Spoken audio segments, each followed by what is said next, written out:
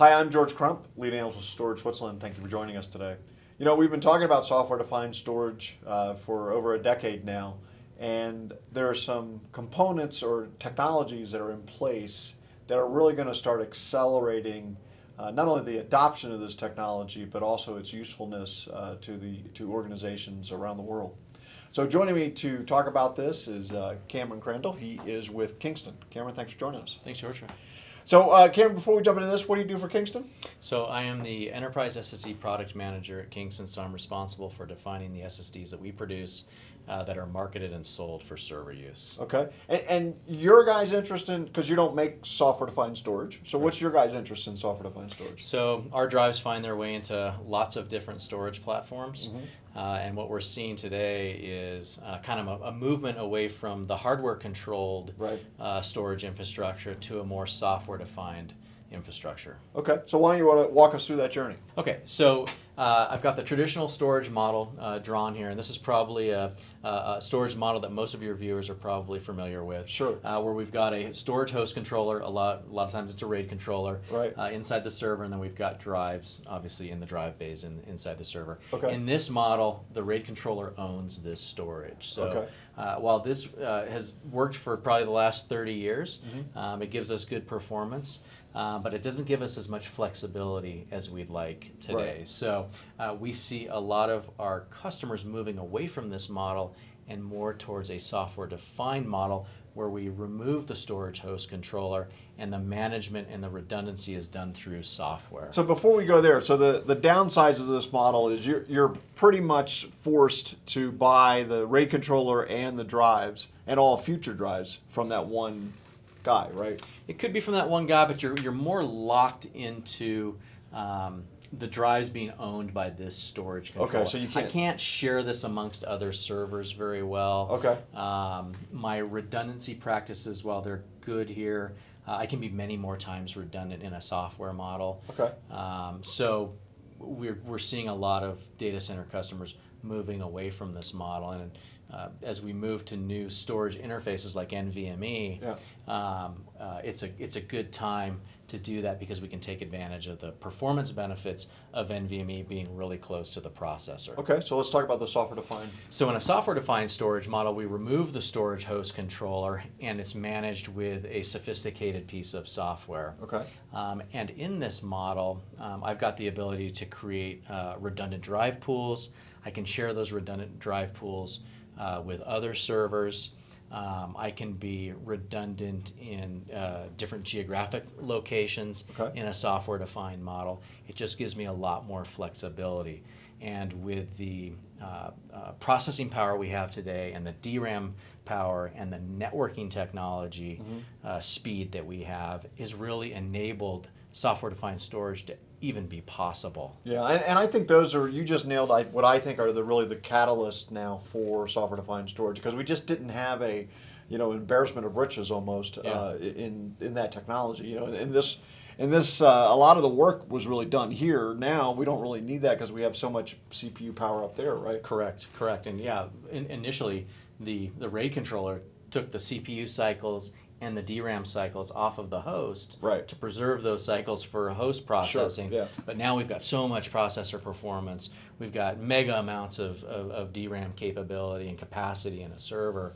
We can now do this in software. And I also think over here the turnaround time, if you will, on an NVMe SSD is so fast, right? The round trip latency is so low that you can, we can make this thing work harder now too, right? It's the perfect time if you're moving from this infrastructure to a software-defined infrastructure to move to NVMe, because NVMe is connected directly to the CPU, right? And we want to be as close to the CPU as possible to get high performance and that low latency. Right. So if you're making the jump from the traditional storage model to software-defined, it is the perfect time to move to NVMe as well, which gives you the faster interface, lower latency, and it's a great time now to move to NVMe because the price of NVMe SSDs is nearly at parity with serial ATA. Gotcha. So what's talk to me about the cluster. So third is the cluster model. Some of the software-defined storage infrastructures make use of a cluster model where you have to have a minimum of 3 or 4 server nodes to have a complete cluster model. Right. And within that, you're getting some additional redundancy practices as well. So as you start to explore software-defined storage, you're going to come across software-defined storage that resides in the server, Right. And then this cluster model that exists as well, where you have to, in order to get into this technology, you have to buy a minimum of 3 or 4 servers to even start the configuration and then grow out from there. And then the advantage of doing that then is you get into basically, unlimited scale, which I'll Yep. put air quotes around that, and then also unlimited processing power, or less limited anyways, so you can drive more I/O through this cluster, right? Correct. The other thing I see happening here I think is interesting is, we've talked about NVMe. Another side component of that is NVMe over Fabric. I'm starting to see these clusters interconnected through NVMe over Fabric. So now that cluster communication is low as well. Correct. Right? Yeah. I mean, the concept behind NVMe over Fabric is to be able to get outside of the server over a storage medium where you don't lose any performance. So that's the same performance you would get with NVMe internally inside the server should be able to be had with a server that resides, a block away or Right. Yeah, I mean, the latencies here, in fact, I just saw a chart from a software-defined storage vendor who showed they were line on line with direct attached NVMe storage. That's right? the goal. So, yeah. Yep. So, I mean, that obviously becomes a pretty impressive thing. And I think the other thing I see with software-defined storage, I want to get your take on, is not only does it give me flexibility from the hardware infrastructure, but it does give me flexibility from a software choice as well. Now, you're probably not going to switch software-defined storage vendors every day, but you can, if somebody comes out with a new feature that you've got to have, you don't, in the old way, you'd have to throw out your server Correct, and yeah. everything. Now all I got to do is replace software and then get upgraded performance. So that's a great point. So a lot of the software-defined storage vendors that I've talked to, the hardware infrastructure to them is less important. They want to make sure that their software is compatible with their system. Right. But a lot of the software-defined storage vendors, they like the concept of bring your own storage. Right. So exactly like you said, if you get out into the future 3 or 4 years and there's a new software-defined storage platform on the market that has all these new features that you'd like to take advantage of, it's very likely that the hardware investment you've made Right. can be used with that future storage Yeah, software technology. I mean, again, staying with NVMe is a great example of a catalyst for this. I mean, its latency, the amount of parallelism it has, I mean, all of that, I mean, we're kind of now waiting on the software to catch up for the first time. And from a hardware standpoint, NVMe, even though it's been around for about 7 years now. Right. I would say it's still not in a full mainstream. It's still not full mainstream in the market yet. So Yeah. we still have many years of NVMe technology ahead of us. In fact, there isn't another storage interface that's being worked on currently. So that gives you an idea of how long we're going to be using NVMe SSDs into the future. Now we are going to be moving to Gen 4 and Gen 5 PCIe, Right. but those interfaces are all backwards compatible. Right. So again, you would be able to move in the future to a newer software platform Right. while using your existing hardware. Yeah, and I think it's one thing that I think is important for people to know is the NVMe spec was not like etched in stone, right? I mean, they're continuing, that committee or working group is continuing to work on it, and new capabilities are coming out every year. Yeah, there's lots of features in NVMe around multi namespace technology to enable you to carve up the SSD in a way to make it more flexible, Right. more usable. There are virtualization features with NVMe. There are management features to manage those devices. Yeah. Both in band and out of band. So yeah, the interface and specification is evolving.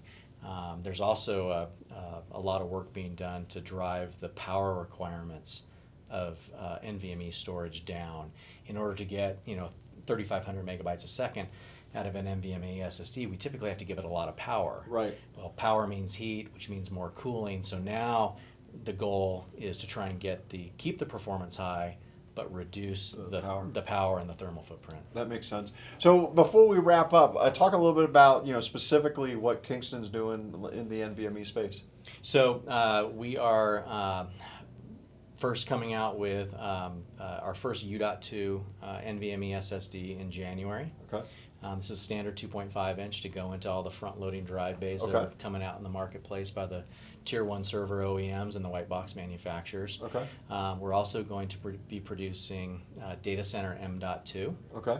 A lot of M.2 still being used in data center. That form factor, describe that form factor. So M.2 is, we call it a gum stick design, but it's 22 millimeters wide, and then there's 5 different physical lengths to that drive. It was originally designed for client use, for notebooks and small form factor computers.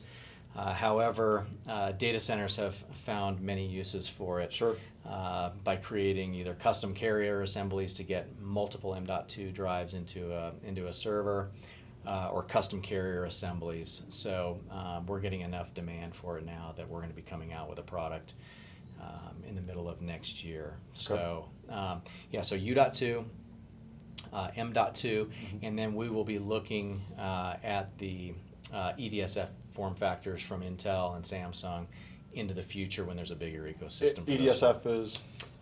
It's the enterprise data center form factor. So these are the ruler form factor and Samsung's NF1 form factor. So gotcha.